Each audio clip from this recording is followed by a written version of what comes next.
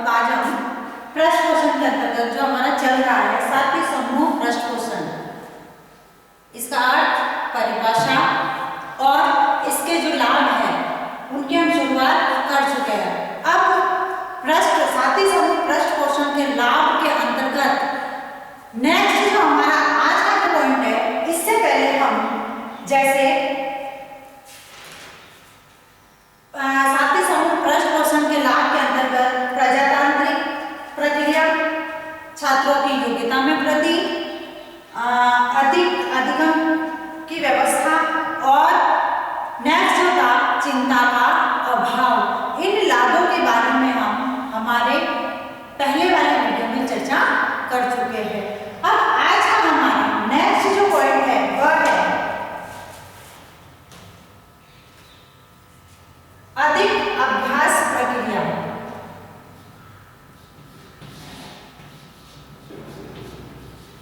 अधिक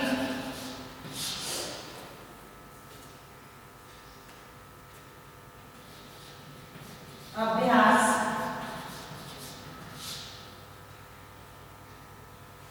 प्रक्रिया।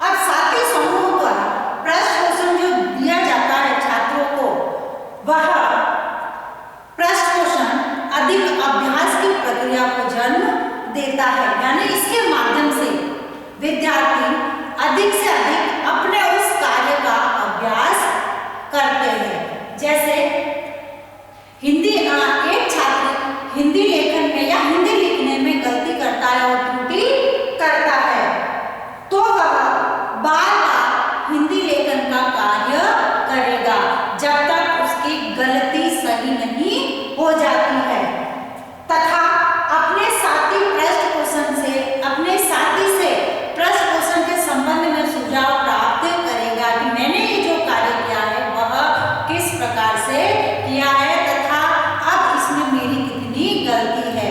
यानी किसी भी कार्य को करने के लिए उसको सुधारने तो बार बार उसका अभ्यास करना, तो इससे जो है अधिक से अधिक अभ्यास की जो प्रक्रिया है उस अधिक अभ्यास की प्रक्रिया का जन्म होता है।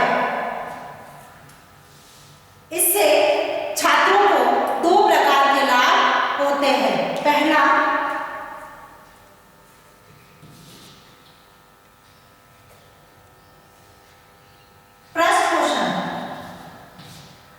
पृष्ठ पोषण प्रदान करने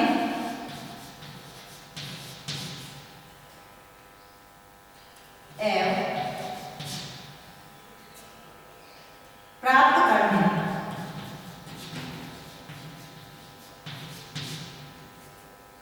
की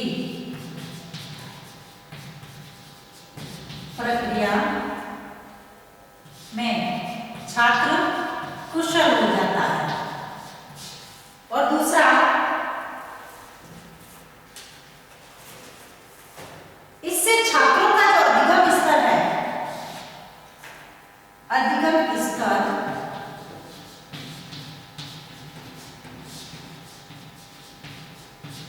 उच्च एवं स्थायी हो जाता है।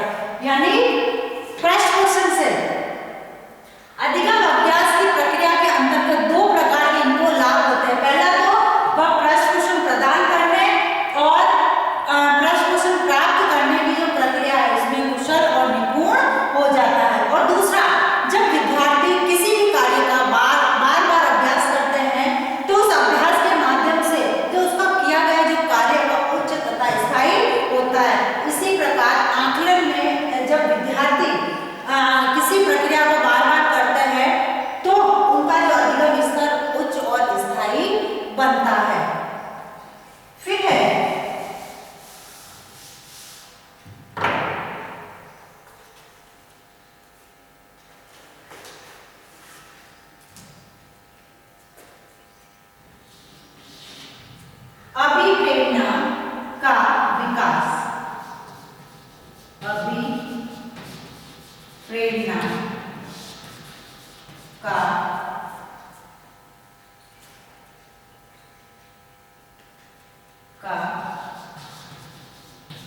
विकास।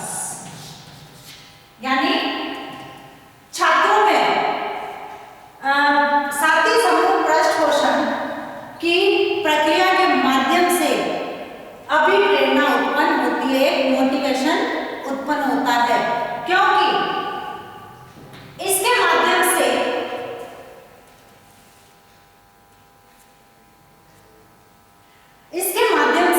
जो है विद्यार्थी उसने जो 4 गलतियां की है और उसी कार्य में यदि वह अपने साथी को देखे तो साथी की गलतियां कम देखता है, यानी जहां उसने 4 की है वहीं वह 2 कर रहा है, तो उसको देखते हुए उसको ये मोटिवेशन, उसको ये अभिप्रेरणा प्राप्त होती है। जब इसने 2 गलतियां की है तो मैं भी अपनी इन गलतियों को सुधार सकता हूं और सुधारने के साथ साथ जो मेरा किया गया कार्य है उस कार्य को सुधार कर मैं इससे भी आगे निकल सकता हूं। तो इस प्रकार जो है साथी समूह पृष्ठपोषण बालक को, छात्रों को अभिप्रेरणा के लिए अभिप्रेरणा का विकास होता है बालक में। उसके बाद आता है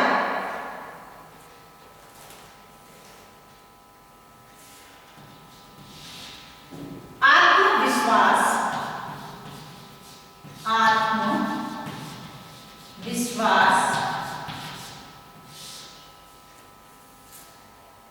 का विकास।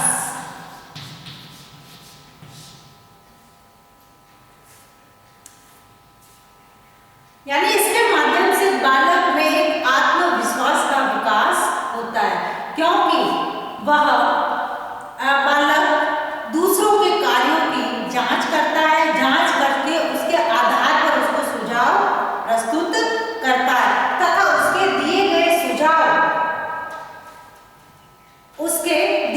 सुझाव उसमें एक आत्मविश्वास का विकास करते हैं,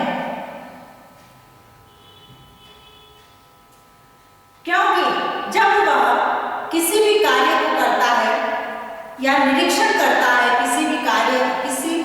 किसी के द्वारा किए गए कार्य का निरीक्षण करता है, निरीक्षण के साथ साथ वह सुझाव भी प्रस्तुत करता है। तो प्रत्येक छात्र को जब हम किसी के किए गए कार्य को निरीक्षण करते हैं तो उसमें एक आत्मगौरव के अनुभव की प्राप्ति होती है। मैंने जो ये कार्य किया है या इस कार्य का निरीक्षण किया है वह अच्छे तरीके से किया है। तो इसलिए विद्यार्थियों में इसके माध्यम से आत्मविश्वास तथा आत्मगौरव का अनुभव होता है, जिससे उनमें यह विश्वास आता है कि हम किसी भी कार्य को अच्छे तरीके से संपन्न कर सकते हैं। उसके बाद है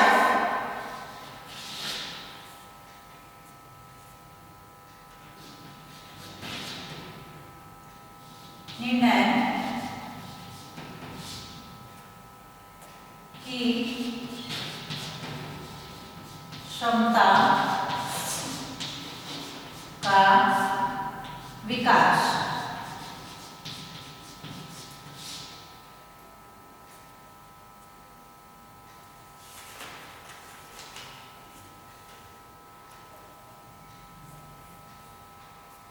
अब छात्र में निर्णय की जो क्षमता है उस क्षमता का विकास इस पृष्ठपोषण के माध्यम से होता है। जैसे एक छात्र जो है अपने साथी के किए गए कार्य का निरीक्षण करता है तो वह उस प्रक्रिया में सुधार हेतु या सुधार के लिए विशेष प्रकार के जो सुझाव प्रस्तुत करता है। इसके छात्र के किए गए कार्यों का, छात्र के किए कार्य जब निरीक्षण करता है तो उसके लिए उचित सुझाव प्रस्तुत करता है तथा उसे अपेक्षा होती है कि वह उचित रूप से जो सुझाव दिए हैं उन सुझाव के अंतर्गत या उसके अनुसार वह जो है सुधार की अपेक्षा करता है। इस प्रकार वह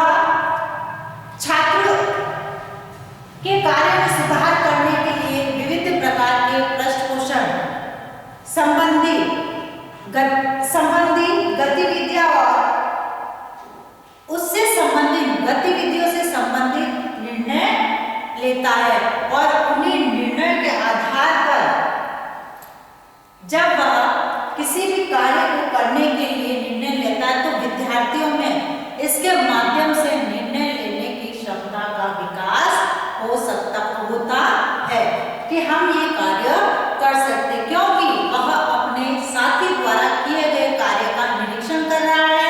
निरीक्षण करने के बाद निरीक्षण के पश्चात उन्होंने जो गलतियां की, जो त्रुटियां की है, उससे संबंधित वह प्रश्न भी देता है तथा उससे आशा रखता है कि जो मैंने सुझाव दिया उसके आधार पर इसका कार्य सुधार हो सके। इसलिए विद्यार्थियों में साथी समूह प्रश्न के माध्यम से निर्णय क्षमता का विकास संभव होता है। उसके बाद आता है उत्तर दायित्व की भावना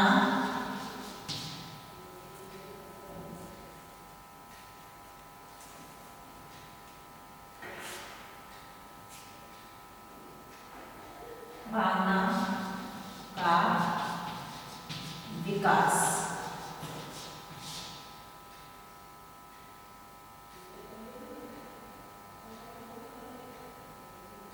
अब विद्यार्थी साथी समूह में अपने साथी के कार्यों का जो है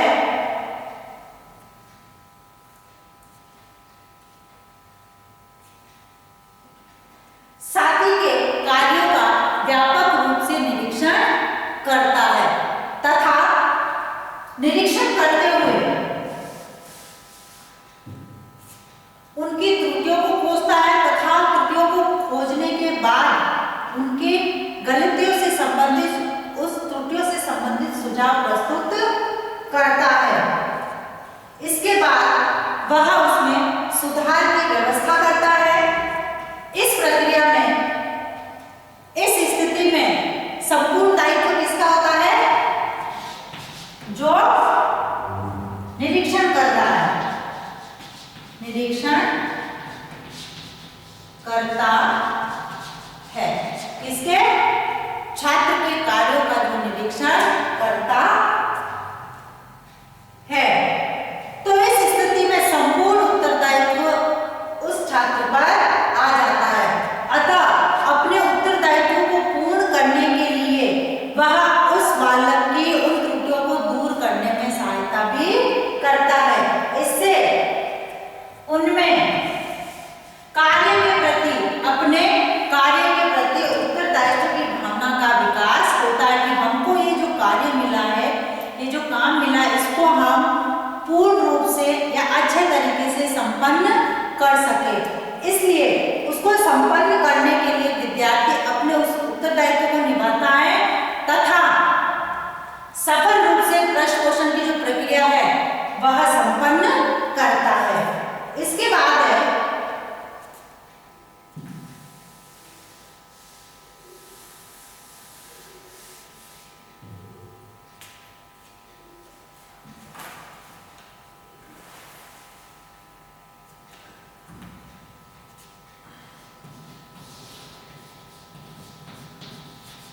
रुचिपूर्ण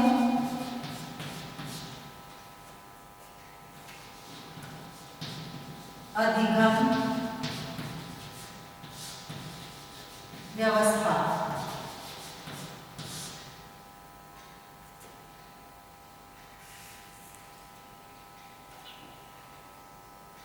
अब इसके आधार पर साथी समूह प्रश्न पोषण के आधार पर विद्यार्थियों के रुचिपूर्ण अधिगम की व्यवस्था होती है, क्योंकि विद्यार्थियों द्वारा किया गया जो कार्य है उस कार्य की जांच स्वयं छात्र आपस में एक दूसरे की करते हैं तथा आपस में एक दूसरे की करते हुए समूह में जब वो कार्य करते हैं,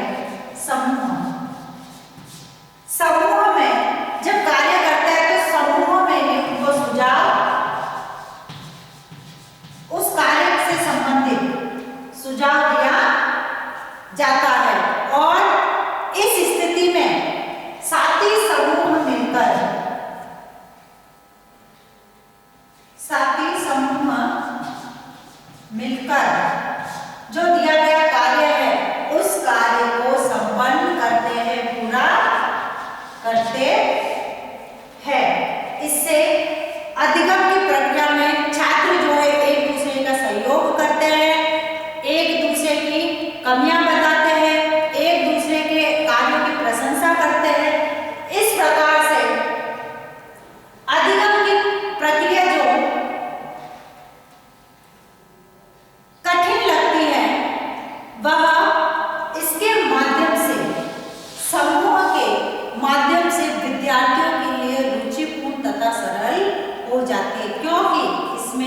विद्यार्थियों को अध्यापक से किसी भी प्रकार का भय नहीं होता है, क्योंकि वह समूह में मिलकर कार्य करते हैं, एक दूसरे के कार्यों की जांच करते हैं, उससे संबंधित जो गलतियां हैं वो विद्यार्थी को बताता है तथा उन गलतियों से संबंधित सुझाव भी प्रस्तुत करते हैं। तो इस प्रकार जब समूह में मिलकर अधिगम करेंगे तो उनमें रुचिपूर्ण अधिगम की व्यवस्था होती है, किसी भी कार्य को वह रुचिपूर्ण तरीके से संपन्न करते हैं। उसके बाद है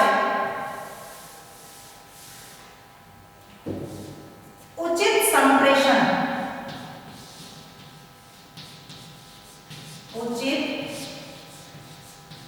संप्रेषण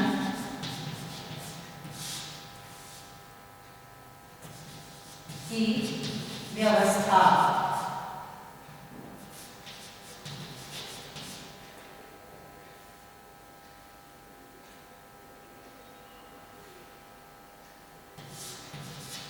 अब उचित संप्रेषण से तात्पर्य जब बालक आपस में एक दूसरे के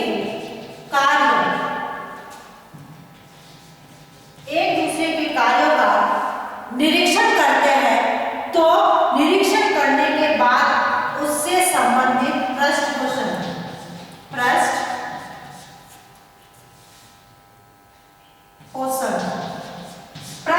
संबंधी सुझाव प्रस्तुत करते हैं और वह उस समय एक दूसरे से बातचीत करते हैं, वार्तालाप करते हैं,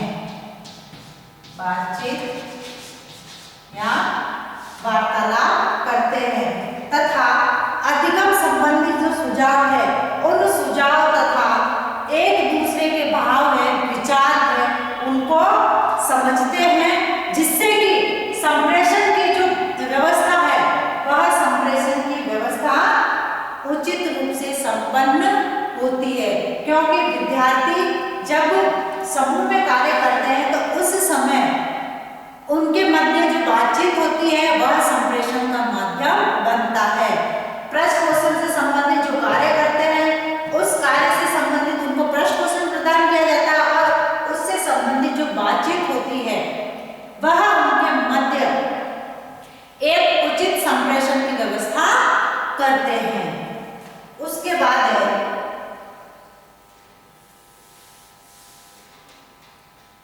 अधिगम सहभागिता का विकास। अधिगम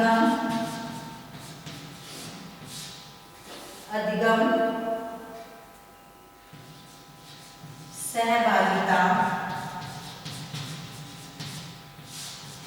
का विकास।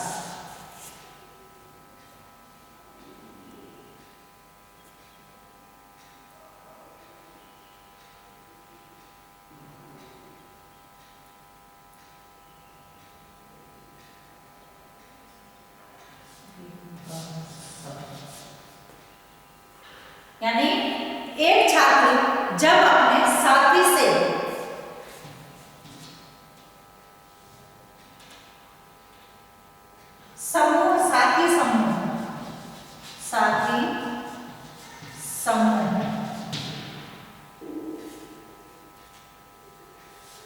साथी समूह को पृष्ठ पोषण प्रदान करता है तो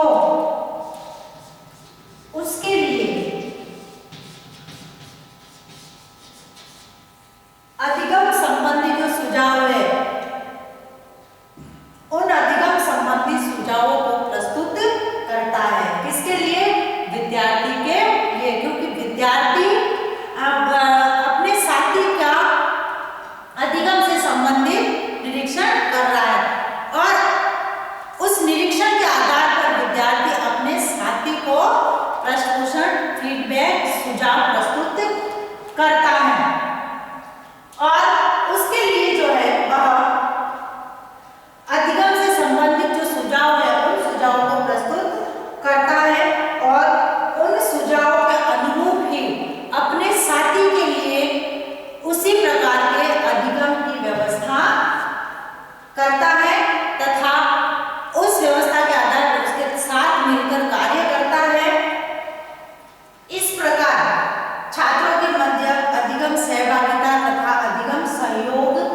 की भावना विकसित होती है, क्योंकि कक्षा में एक विद्यार्थी कमजोर है और एक होशियार है। जब हम विद्यार्थी को इस प्रकार का कार्य करवाते हैं तो वो दोनों छात्र मिलकर आपस में एक दूसरे का सहयोग करते हैं तथा उससे अधिगम से संबंधित जो व्यवस्था होनी होती है उस व्यवस्था के आधार पर मिलकर कार्य करते हैं। इससे अधिगम संबंधी जो सहभागिता है विद्यार्थियों में उसका विकास होता है। फिर है शिक्षक के लिए उपयोगी।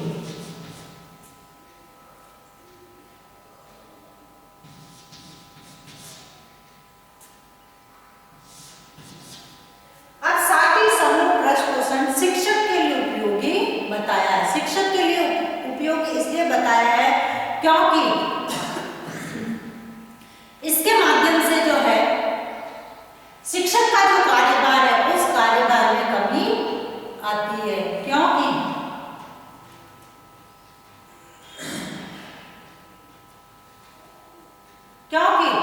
जो प्रश्न पोषण शिक्षक द्वारा सभी छात्रों को प्रदान करना होता है वह उस कार्य को साथी समूह में बांट देता है और शिक्षक केवल एक पर्यवेक्षक के रूप में, एक मार्गदर्शक के रूप में कार्य करता है और छात्रों के आपसी सहयोग द्वारा एक दूसरे को इस प्रकार का कार्य सौंप दिया जाता है, जिससे कि शिक्षक मात्र केवल एक परीक्षण का कार्य करता है।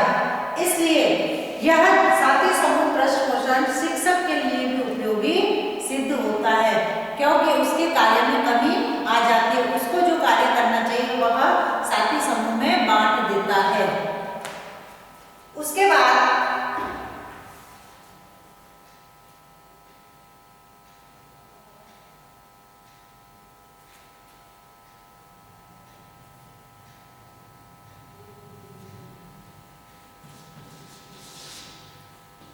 व्यवहारिक योग्यता का विकास। व्यवहारिक योग्यता का विकास यानी इसके माध्यम से हम बालक के जो व्यवहार से संबंधित योग्यता है उस व्यवहार से संबंधित योग्यता का विकास कर सकते हैं, क्योंकि बालक जब किसी भी कार्य को निरीक्षण करता है, देखता है, उससे संबंधित प्रश्न पोषण प्राप्त करता है, प्रदान करता है, तब आवश्यकता के अनुरूप उसकी प्रशंसा भी करता है तथा उसके अधिगम विकास के लिए प्रश्न पोषण से संबंधित सुझाव भी प्रस्तुत करता है तथा इस प्रकार की गतिविधियां द्वारा छात्रों में जो है सामाजिक और व्यावहारिक योग्यता का विकास करता है, यानी किसके साथ किस प्रकार का व्यवहार करना चाहिए, इससे संबंधित योग्यता का विकास साथी समूह प्रश्न पोषण के माध्यम से उसके आधार पर हम विद्यार्थियों में कर सकते हैं। तो इस प्रकार जो है साथी समूह प्रश्न पोषण के लाभ बताए हैं।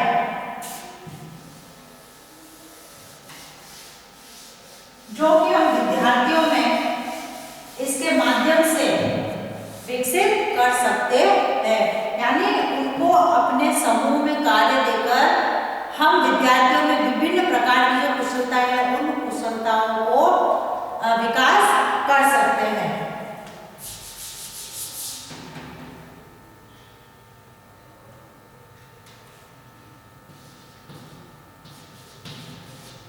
गृह कार्य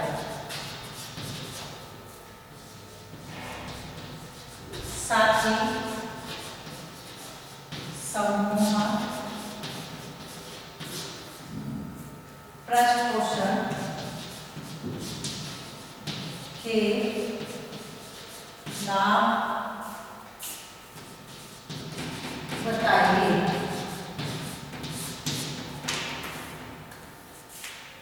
अब जैसे हम सभी जानते हैं कि वर्तमान में जो टाइम चल रहा है वह कोरोना समय चल रहा है तथा इससे बचाव हेतु हमें उपाय करने हैं। हाथों को सैनिटाइज करना, मुंह पर मास्क लगाना, सोशल डिस्टेंस का ध्यान रखते हुए किसी भी व्यक्ति से 6 फीट की दूरी बनाए रखना। इन छोटे छोटे उपायों